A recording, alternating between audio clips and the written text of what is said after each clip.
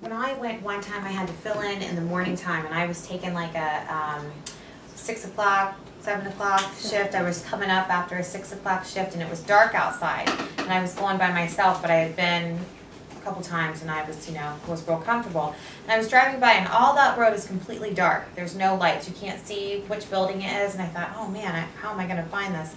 But their mill is all lit up. So you can see it in the middle of, you can't tell what everything else is, but that's all lit up. And I'm driving by and I'm going slow because I'm trying to see it. And I look and there's this man on his knees facing the abortion mill. And I was like, it was just so powerful. I mean, like cars were driving by and they were slowing down because this man was on his knees. And I'm like, oh my gosh, that is awesome. Just that statement. I had never seen anybody at the abortion mill on their knees. And so I walked up, and I parked and walked up, and it was my brother. And I'm like, yeah, good job, it was awesome. My older brother. So I thought, well, I want to be on my knees too. So I was, and it was dark, and there weren't a whole lot of cars yet. That first half an hour, there wasn't a lot of traffic yet.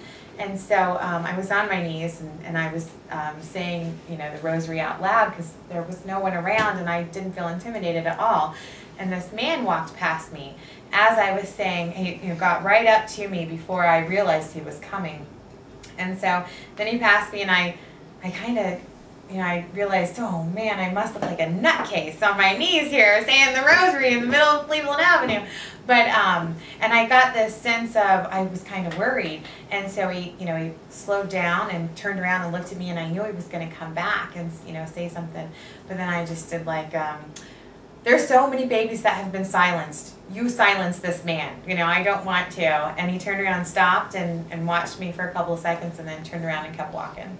And then right at the end of my shift, a girl pulled up and pulled into the parking lot and got out of her car and looked at me and looked back at her car and did another glance. And my prayer was, dear Lord, if this person needs to hear something, let it be your words.